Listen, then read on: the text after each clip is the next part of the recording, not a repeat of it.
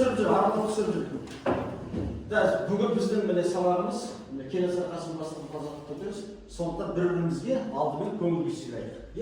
Бір-бірімізге жақсы батырлыққа, ерлікке байланысты мына топ екінші топқа өз тілегін айтсын.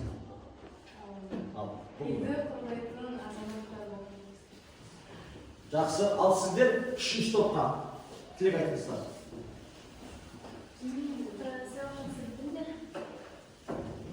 Ал үшінші топ, төртінші топқа тілек айтсын.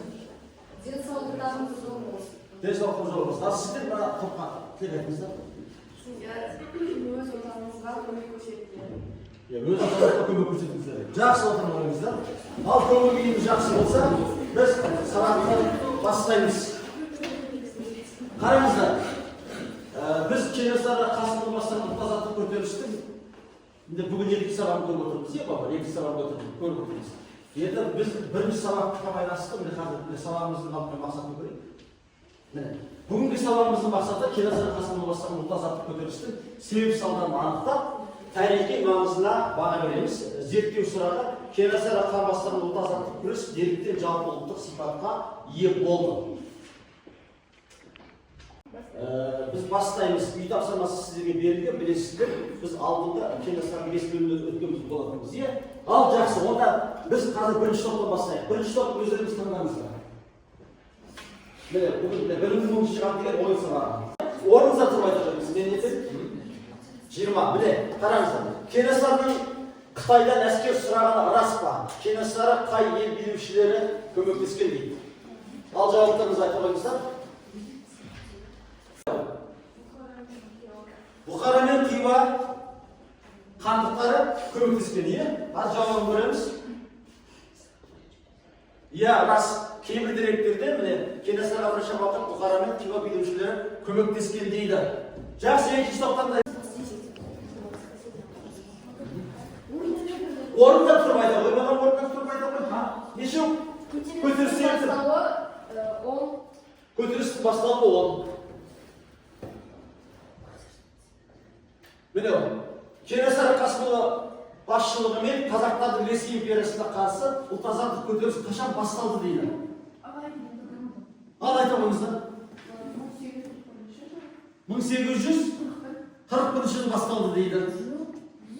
Жақсы, тағы кімдер нұсқа бар сіздер? 37 жылы басталды дейді. Екі жауап шықты. Жақсы, онда біз қазір сол жауапты көреміз. Қайсысы көтерсең? 1837 жылы дейді. Яғни біздер үшінші топ үшінші топ жәнегі үшінші топтың 10 балын алды. Жақсы, енді үшінші топ өздеріңіз айтасыздар. Қазір міне. Тұра тұрыңыздар қазір. Көтерілістің басталуы 20 дейді. Міне, Кенесары жасақтарының белсенді әскери қимылы қашан басталды дейді.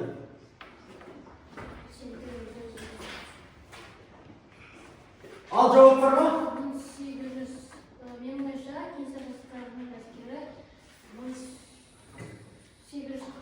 41 жылы басталды дейді. Сіздерде нұсқа бар екен. 38 жылы дейді. 41-38. Екі түрлі жауап қазір көреміз. Қайсысы білсе екен? 37. 38 жылы деп айттыңыздар, Яғни бірінші топ неше бал алды? 20 бал алды. Ал жақсы, енді төртінші топ өздеріңіз сұрақтарыңызды айта қойыңыздар. Қазақ хандығының қалпына келтірілуі 20. Міне, ханның жанынан құрылған кеңеске кімдер кірді дейді? Кеңеске батырлар, одан кейін сұлтандар және көп халықтар, өзбектер, татарлар және жай халық.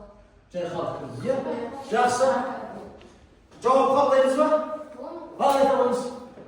Бұл айтса, біріншіден ол 300-ге қатысты, екіншіден қарапайым халық, үшіншіден ру басылары, билер, батырлар.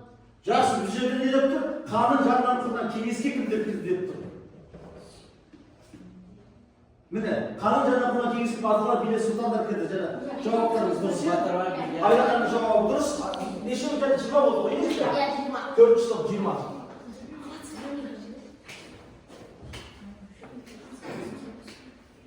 Енді 1-ші топтарда себептері 30. Міне. Көтерілістің негізгі қозғаушы күштерін атаңыз. Ал айтамыз. Айшетамыз. 300, сосын жүздер, старшында, сұлтанда.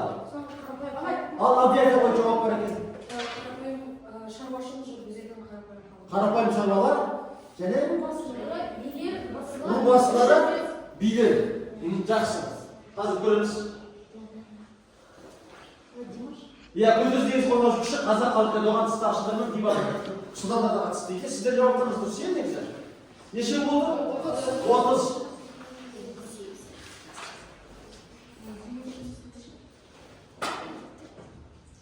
Ал, 2-ші топтерді айтамыздар. Көтерілістің басталуы 30. Көтерілістің басталуы 30.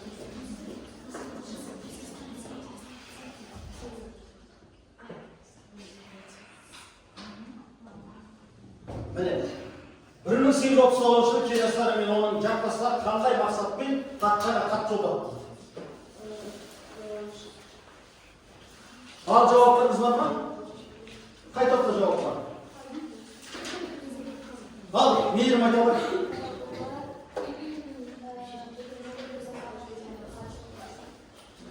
Кімге хат жолдады?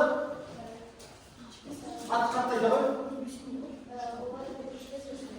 Әкімшіл жазыра бар, иә? Әкімшіл хат жолдады. Ал, Айша, бата берген. Генерал губернаторға хат жолдады. Ал, кет тұр. Олар хат жазған, содан кейін сол хатында олар жазған бекіністерін жойыңдар немесе біз оны бұзамыз. Сөйтіп жазған. Жақсы. Омбы жазған ал сіздерде? 1839 жылы Горчаков пен Перовский губернаторларына хат жолдады. Хат жолдаған. Жақсы, енді қай жауап дұрыс екен көрейік. Дұрыс жауап бар екен. Міне, Кенесары оның жақтастары бітімгершілік жасауға ұмтылды дейді. Бітімгершілік жасауға. Яғни мейірімнің жауабы дұрыс екен, иә? 30. Жақсы балалар, осымен біздің тапсырмамыз бітті. Енді арқылы жалғастырамыз балалар. Міне.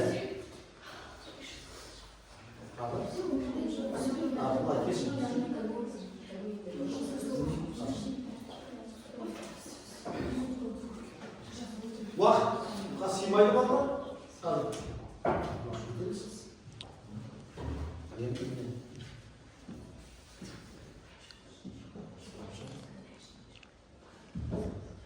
Ал. Енді Кенесары Қасымұлы кім? Кенесары ханның тұлғалық қасиеттерін атаңыз. Әр топ бір тұлғалық қасиетті. Ал, айтыңыз келем. Қатысыңыздар айтыңыз. Абылай ханның немересі мемлекет қаһарманы. Жақсы. Ал Айша тоқта берген. Батыр болған. Арунас. Кенесары Қасымұлы Абылай ханның немересі, дипломат, қолбасшы. Жақсы. Бектұр. Ол мемлекет қайраткері аса көрнекті тұлға болды. Адия. Және де ол көптеген көтерілістерді басқарған. Ақмола, Қарқалы, Екатеринбург, Ақтау бекіністерді бұзған және шабуыл жасаған. Жақсы, сіз айтыңыз. Болды. Жақсы, енді көрейік. Міне, Кенесары Қасымұлы Абылай ханның немересі қаһарман батыр, қолбасшы дипломат, мемлекет қайраткері. Барлықтарыңыздың жауаптарыңыз дұрыс, иә? Барлықтарыңыз сипаттамасын бердіңіздер. Енді қазір біз енді сіздерге жәнегі міне 4 нені таратып берем балалар. Бүгінгі тақырып кітаптарыңызды ашып отырыңыздар.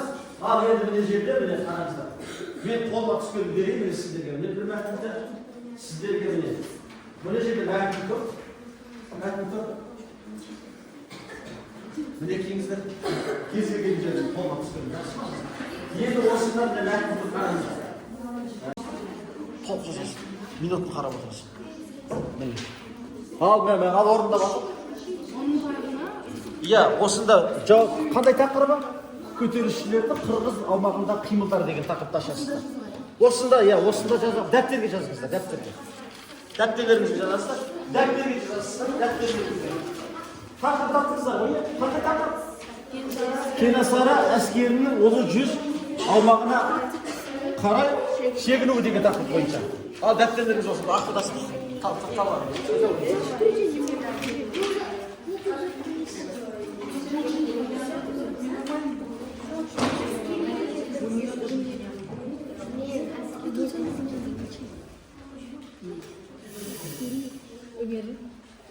Қарулы күштердің құрылуы кімде?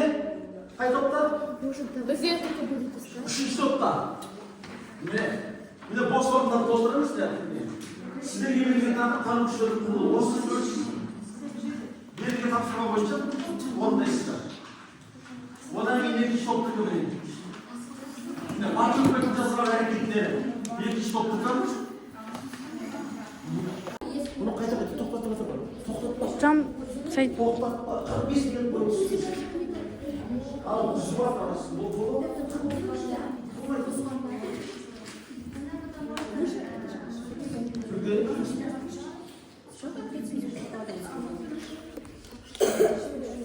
Әдемеде барасын түсірген ешкім қалай болсын.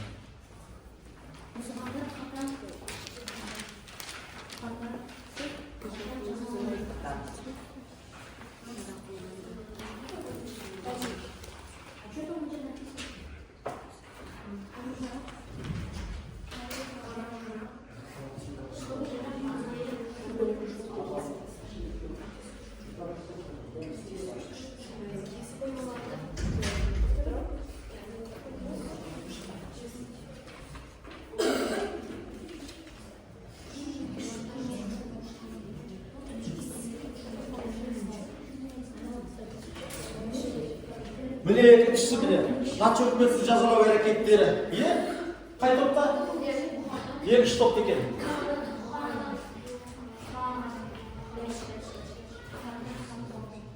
Şimdi Naç hükümeti cazalama hareketleri de buna tasarlanmalarında işte. Yeni üçüncü topta.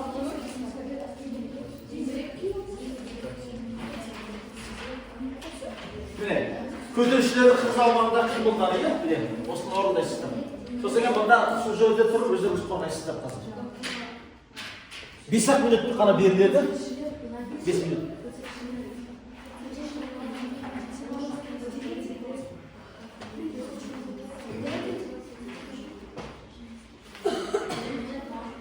Beş minut beriladi. Hozir meni 2 minutimiz qoldi.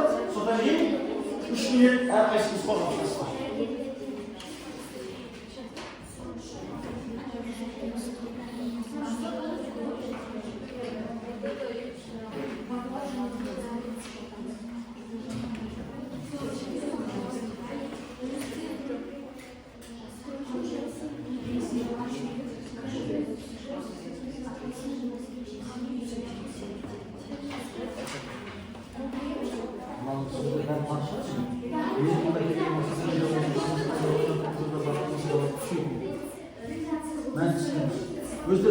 Өз ойларыңызды айтасыздар. Өз ойларыңызды айтасыздар. Бұл жерде не айтқысы келді? Жақсы ма? Менен екінші мен қараңыз. Қашан қайда қалай? Кенесары жасағаннан қырғыз жеріне басып, қашан басып? Ақиқат немесе жалған, мына ақиқат не жалған болды. Мына ойды жалғасы, егер қырғыз манаптар Кенесары қолдау көрсеткенде, енді өздеріңіз ойларыңыз. Қолдау көрсеткенде не болар еді? Жақсы болар ма еді? Не болар еді? Ол жерде өз ойларыңызды айтасыз. Mine жерде солай болсын. Мән түсіндіресің.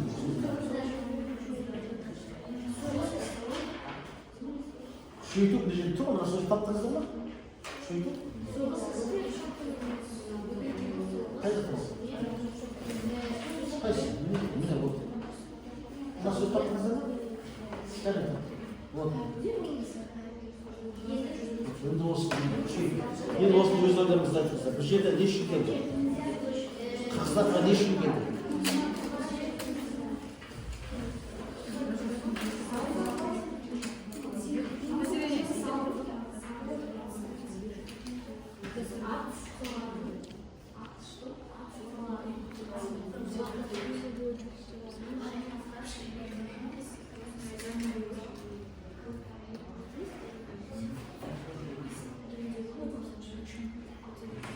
Mine қазір жорыққа байланысты болсын, картадан көрсетесіздер. Карта.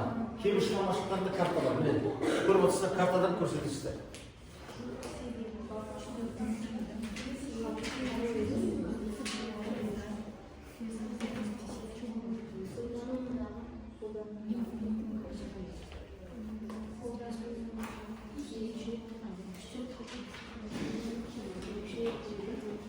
Al жақсы, қай топ дайын?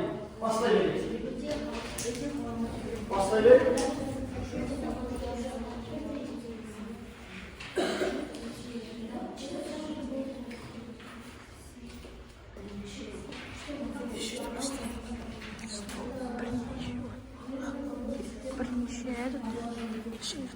Примерно 15.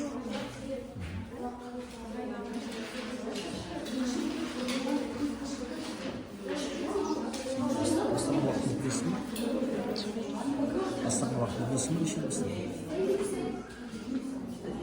Ну, болады кіруге. неше деп жазылып неше минут Мынау видео 5 минут. Еще бар бұрынғы 7 минут. Еще бірнеше.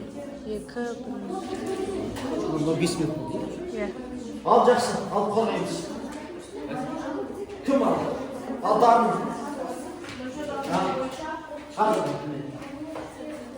Ал мынаны ұстап тұрмыз. Кәне балалар, бәріміз назар аударамыз. Міне. Бірінші тапсырма бойынша, мен мұнда келгендегі мақсатым дейді, сендермен жауласып қантөгісу емес, қайта қазақтар мен қырғыздардың басы қосы болады күшейту дейді. Ал қалай ойлайсыз? Allah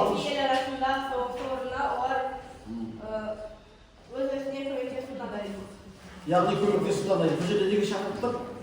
Ынтыбақ бірлікке шақырып тұр, өйткені біздің де бұл құндылығымызда ғой. Жұмақ жүрген жерде ырыс бірге жүреді дейді. Қырғыз бен қазақ не істеу керек? Бірігетін болсақ, біз Ресей патшалығына қарсы тойтарыс беретін үлкен күшке айналамыз деп тұр. Тағы да кімге қуандық қойып бар. Айтыңыз әрқашан. Төрт тапсырма. Сізде еді?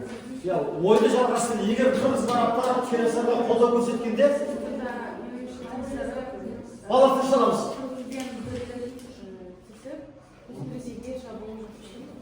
Ресейге шабуыл жасауға мықты күш болар еді. Жақсы. Ал Ләйлә. Екінші. Кенесары жасағымен қырғыз жеріне басып кірді.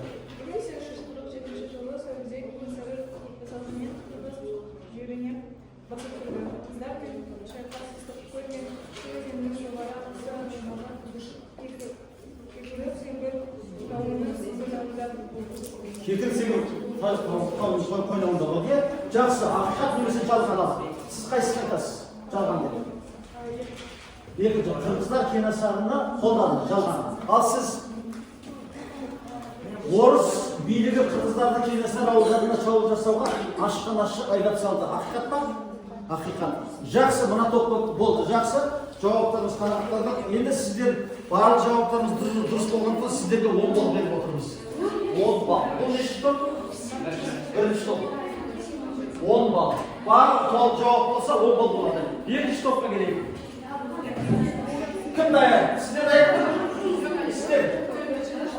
Ал міне төртінші топ даяр екен. Ал, Мұхаммед ұстап тұрмыз.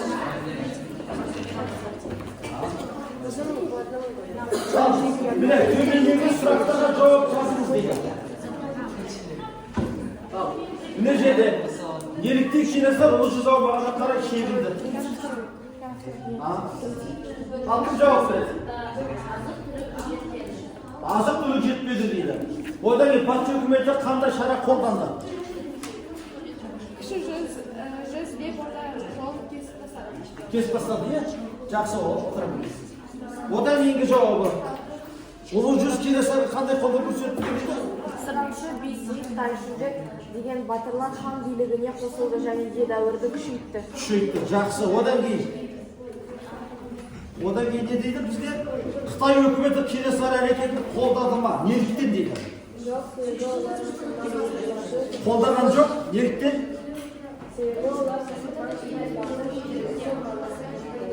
деді, иә? Жақсы. Ал енді отыра қойыңыздар сіздер. Бектұр, тыныш, бала тыныш қаламыз. Енді арғырақта картамен жұмыс істейді. Кенесары жасаған ұлы жүз аумағындағы қозғалысын картадан көрсетіңіз. Ал картада, міне карта. Карта бізде қарамен патша үкіметінің солдаттары. Қызыл Кенесары. Ал. Мына қызымен істеліп қалады, иә? Қай жерге дейін барды? Солтүстіктен бастап, мынау қай жақ болды? Соған қарда үшкеге дейінгі жерлерде оңтүстік жетісу өлкесі дейінгі Кенесары көтерілді. Жақсы. Тұрыш жауабын белгілейміз дейді. Міне үшінші. Кенесары ол жүзге шебер кезінде қай батырлардың қолдауын әскери күшін қайтуға маңызды рөл атқарды. Бөгенбай мен Қабанбай саржанмен десеңдерді сұраншымен байсымен дұрыс белгіледіңіздер. Шығармашылық тапсырма. Кенесары хан атынан Қытай билеушісіне хат жазып көріңіз. Кім хат жазды? Айлана жазды. Ал. Құрметті Қытай Тыныш балаларымыз, Кенесары ханды тыңдаймыз. Құрметті Қытай билеушісі, мен Кенесары Қасымұлымын. Қазақ хандығының батырымын. Қазір бізде Ресеймен бірге мәселелер болып жатыр. Біз көтерілістеміз. Бізге көмек қолдауға көмектесесіз бе? Көмектесесіз. Бұл Кенесарының Қытай билеушісінің жазған хаты, иә? Осылай жазу керек еді, иә? Жақсы. Егер сіз Кенесарын орындамасаңыз, осылай жазар едіңіз, иә? Тамаша. Яғни бұл бізде төртінші топ қой, иә? Төртінші топтың да жауаптар қанағаттанған барлығы дұрыс. 10 балдан береміз. Ал жақсы. Енді біз қай топ бізде таяқ? Ал келіңіздер. Міне, патша өкіметтің жазалау әрекеттері дейді. Біріншісі, қателер тауып түзет дейді. Қандай қателер бар? Талас өзенінің бойында емес, Талас өзенінің бойында емес, Тобыл өзенінің бойында емес дейді. Тобыл өзенінің бойында деген дұрыс емес па? оның жоғары ағысында болған. Жоғары ағысында болған. Жақсы. Сосын кейін. Яғни 46 жыл дұрыс емес дейді, ол 44 жыл болатын. Жақсы. Жаңа Турин, ол бізде шайқасқа қатысты, бірақ жеңбеді. Мынауға жазып қою керек еді. Жақсы. Одан кейін қыздар Кенесарыға қарсы болды. Енді қол не жерден не деп тұр? мұнда қазақтар осы қолдады. Сосын Кенесары әскер тек қылыш пен найза ғана қолданды дейді, дұрыс па? Иә, дұрыс. Себебі ол содан кейін тек басқалар жоқ. Бұда қате емес па? Өйткені мылтықта да оларда болды ғой. Болды ғой. Иә. Сондықтан мына жерде айтады тек қана қылыш пен найза ғана қолданды дейді. Ол дұрыс па? Жоқ. Дұрыс емес. Тағы да қандай қарулар керек еді? Басқа заманауи қарулар болды олардың әскерлерінде, иә? Жақсы, 4 қатер таптыңыздар. Екіншісі, қайсысы 1844 жылы болған оқиғалар қайсысының қатысы жоқ дейді?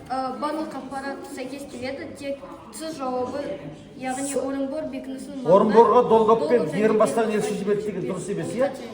Екі жауабы дұрыс, иә? Кенесары Екатерина станциясына шабуыл жасады дұрыс. Кенесары хан Жантөрин әскерді күйретіп соққы берді дұрыс. Тек қана үшінші жауап дұрыс емес, иә? Ол 45 жыл болған. Сәйкестендіріңіздер. Мына жерде қалай болды? Айшуақ орнында қайсысы келді? Жауап келді. Екінші жолаушы әскер жетекшісі. Дұрыс. Николай бір қайсысы? Б. Көтеріліс басқа бұйрық берген. Дұрыс. Лебедев. 1843-44 жылда жала өтірікті басқарды. Тамаша. Содан шығармашылық тапсырма. Патша үкіметінің жазалау әскерін қойған карта берді. Ал картада көрсетіңіздер. Кім көрсетеді? Қал.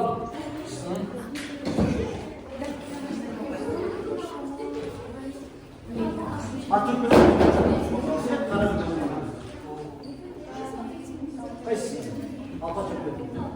үкіметі қарамын.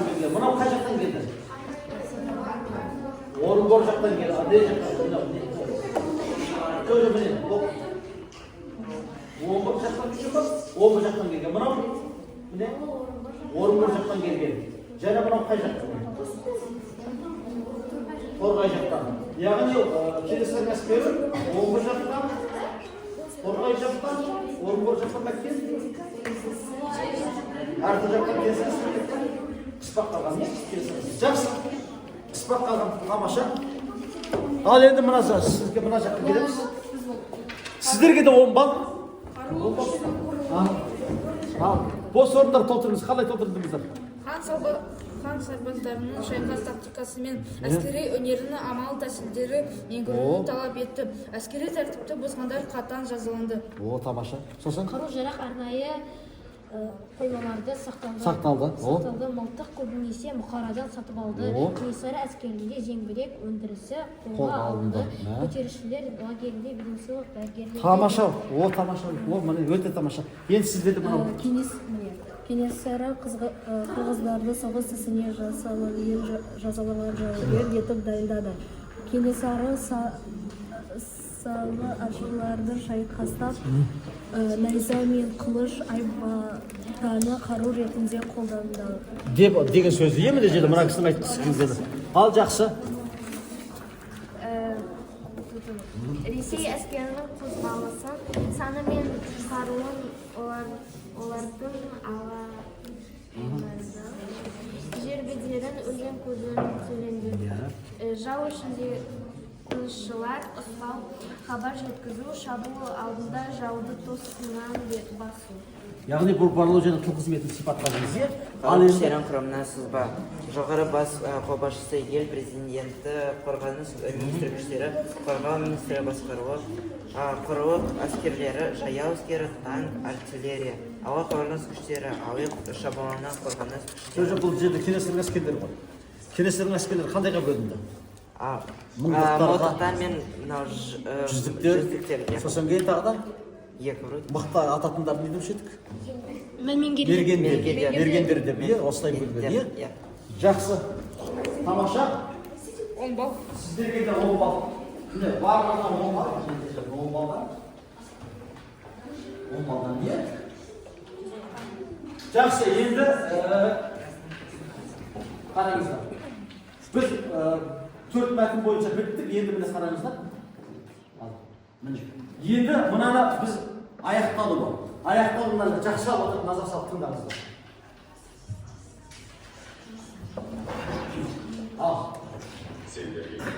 Ал тыңдаймыз. Мемлекет келсін. Осылай кетесің. Бұрынғы тақсырын болашақтың қарсы қалықтар бар. Олар сенің айтқанына бір пайдалыны жүре қоймеген қандай. Біріншіден, менің емес.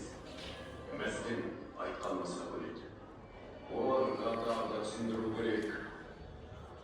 Қазақ қырғыз бір туған, жалғызу бізге жат болмақ.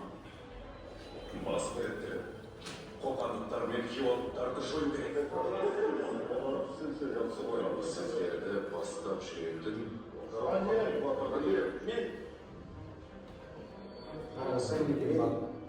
Сен үшін кім? Сен бауырымсың. Жоқ. Дәл осы сәтте мен сенің сарбазың. Иә, оң қолымсың. Олай болса оң қолыңды жанғандырынан шығаратын кезім келді ме? Өткен жол Көкшетау басынан Бопайды жібердім. Тобықтыларға Шыңғыстаудағы Бұғыбай атқан. Енді алыс аудағы қонысбастарға баратын кезек менің шығады. Мен Кенесарының көре көрсене шығады. Қыр соңынан қалмайды. Сәт сапармен шығады сал.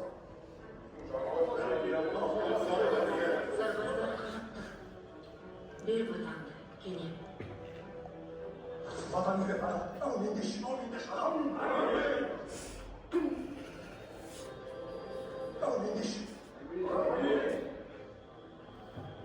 Ендеше. Жолым болсын. Інісінің аузымен батып көрдіңіз, анасын алды. Ол бабаларының қанымен суарылған мынау ұлы дала. Осынау ұлы дала үшін, бабалар қанымен арымен қорғап қалған қасиетті мекен үшін, атам Абылайдың аманат үшін қасық қаным болғанша соқса, менің бар шындығым, қай мақсат мұратым осы. Мен бұдан басқа шындық бар деп те ойламаймын. Осы жолда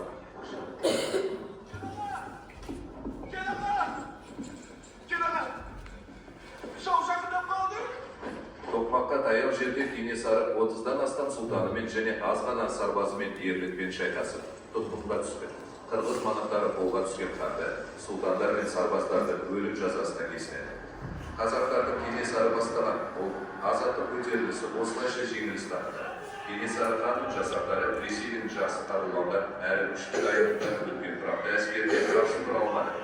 Оның үстіне Кенесары бірнеше бағытта патша үкіметіне, қырғыз манақтарына және Қоқан хандығына қарсы соғыс жүргізді. Оның негізгі күштеріне де ұрыс шашқанды. Сұлтандар мен рубасыларының арасында ауыз бірлік болмады. Кенесары Қасымұлы қазақ халқының есінде талантты әскери қолбасшы, аса көрнекті мемлекет қайраткері ретінде қалды. Хан билігі іс жүзінде жойылған жағдайдың өзінде ол қазақтың 300-нің басын біріктіріп, қазақ мемлекеттілігін қайта қалпына келтірді. Көрдіңіздер ме? Сонымен енді байқадыңыздар ма Кенесары көтерілісінің жаңа жерде қалай аяқталғандығы? Түсініңіздер ғой, иә? Қай жерде барып аяқталғандығы, не үшін жеңілгендігі, оның тарихи маңыздылығы осы жерде бізде көрініп отыр. Ал енді өздеріңіз ой түйіп айтыңыздар. Кенесары хан бастаған ол азаттық күрес биліктің жалпы ұлттық сипатқа ие болды. Ал мына топтан бастайық. Ал айтыңыздар, неге жалпы ұлттық сипатқа ие болды? Және көрдіңіздер, жеңілу себептерін білдіңіздер, қырғыздардан қалай жеңілгендігін білдіңіздер, ең соңында. Ал енді сіздер қалай ойлайсыздар, неге Кенесары хан бастаған ұлттық азаттық күрес неліктен жалпы ұлттық сипатқа ие болды? Бүкіл халықтық сипатқа ие болды. Ал қорытындылап айтыңыздар. Ал тағы өз жауабыңыз Осман. Кенесары көтерілісі қазақтың Ресей патша күресін білдірді. Ол өз атасының хан билігін жалғастыру келді. Жалғастырғысы келді, атасы Абылай хан заманында билікті қайта қалпына келтіргісі келді.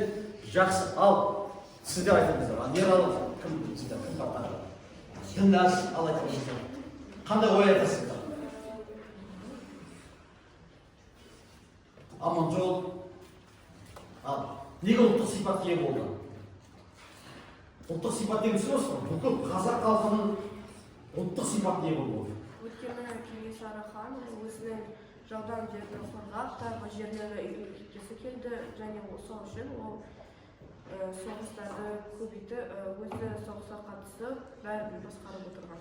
Бәрін басқарып отырған. Не? Бәрін ұйымдастырып деген. Абилка айтамыз. Кенесары хан батыр болған, қолбасшы және патриот болған. Сол себепті оны бүкіл ұлттың сипаты деп айтқан. Айтуға болады. Жақсы, ал Адия. Ұлттық сипатқа ие, өйткені Ресей халықтың салт дәстүріне, әдет ғұрпына, дініне қысым жасаған, ал Кенесары Қасымұлы арқылы жақсы болды. Жақсы, ал Бекнұр. Ұлттық сипаттық себебі ол өзінің елін үшін күресіп, өзінің қазақтың дәстүрін көрсеткісі, қазақ жерінің күшін көрсеткісі келді. Бірақ оған ұнамады. Ұлттық сипаттық себебі Ресей жақтан үлкен қысым болды, салық көбейтілді және бекінсе түрлі салынды, жерлері аз қалды. Сол себептен Кенесары халқын жинап, әскерін ұйымдастырды. Ресейден келген қиыншылықтан құтқару үшін, не? Содан кейін ол көптеген соғыстар бастады, сондықтан ол өзінің жерлерін артқысы келді, қазақ жерін біріктіргісі келді, әскерін күшейткісі келді. Жақсы, тамаша ал. Кенесары хан ұлттық күресі ұлттық сипатқа ие болды, себебі ол Абылай ханның кезіндегі билігін тағы да бір мезетке орнатты. 300-дің барлық басын қосты. Және сол қысымнан кішкене ғана бірақ айырылды. Жақсы. Жақсы, енді міне қандай ой түйдің? Әрқайсыңыз міне 3-2-1 әдісі бойынша мен үшін ең маңызды 3 факты ойландырған 2 мәселе әлі де бізге керек жүрсін. Ал енді өздеріңіз айтыңыздар. Қандай 3 факты білдіңіздер? Осы бүгінгі сабақта 3 факты деген дәлел ғой, қандай дәлел? Ал нені білдіңіздер? Ал айта ойыңыз Айсара. Сен бүгін не түсіндің? Кенесары сабағына. Кенесары Қасым бастаған ұлт азаттық көтерілісте не түсінді?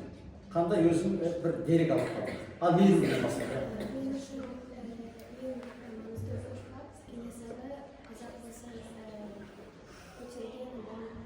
Қазақ елінің басын біріктірген адам, иә?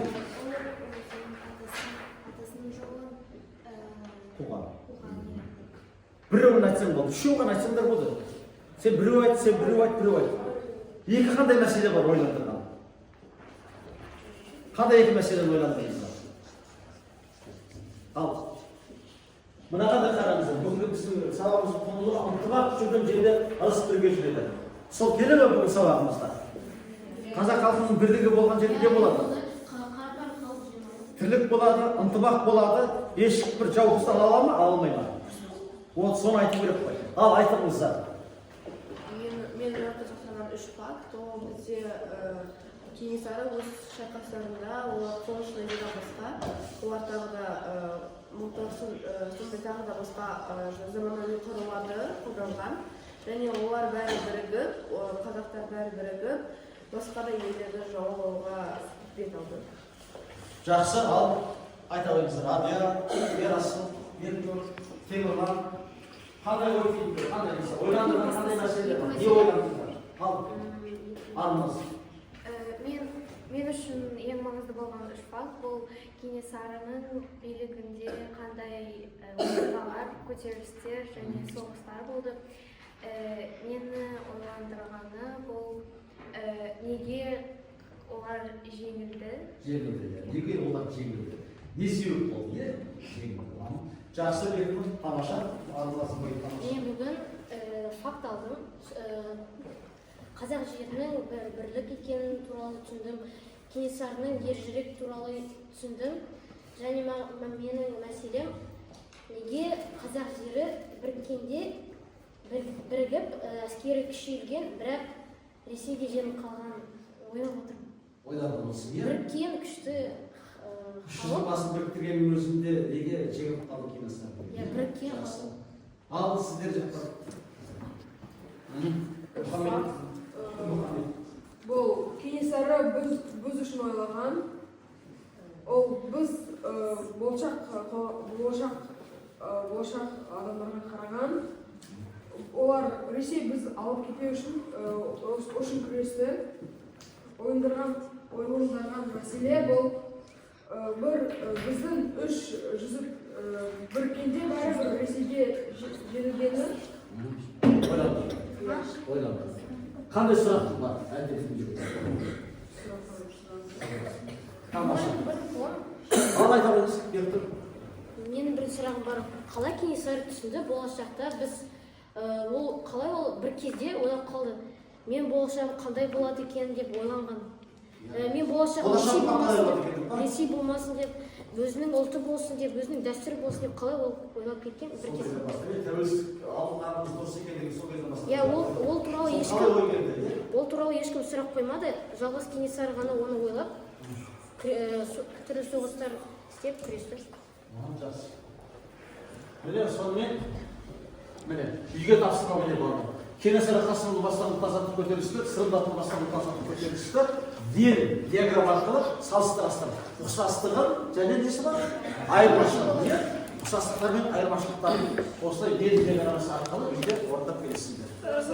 Жақсы, сонымен бүгін сабаққа қатысқан барлық балаларды бағалаймыз. Бірінші топтың балаларының көбісі бүгін бізде балалар өте көп екен. Екінші топта, мына топтардың барлығы одан кейін деңгейде болды. Негізі ерекше көп жауап берген және үй тапсырмасы бойынша бірінші топ кішкене алға шығып кетті. Сондықтан енді бүгінгі сабаққа қатысқан балалардың барлығына біз бағалаймыз. Әсіресе бүгін міне Мәлік Айша, Берім деген балаларға, Дарын деген балаларға он қоямыз. Малдаберген Айша, Іңкәр деген балаларға Ералы 10 алады бізде. Сосын Адия, Ерасыл, Беркінұр бізде 10 алады. Айара 10 алады бізде. Мұхаммед, Сайра 10 алады. Сосын қалғандарымызда міне 9 алатын балалар бар, 8 алатын балалар бар. Сондықтан мен бүгін осылай бағаны қоймыз. Жақсы, онда үй тапсырмасы белгілі. Келесі сабақта жақсылап дайындап келеміз. Бүгін сіздер жақсы мағлұмат алып келеміз. Өйткені Кенесары Қасымұлы біз үшін өте ерекше тұлға. Астанада оның ескерткіші бар. Сондықтан Кенесарының көтерілісі ол ұрпақтың жадында мәңгі қалады. Жақсы ғой, иә? Жақсы, онда бүгін сабағымыз осымен аяқталды. Барлықтарыңызға рахмет.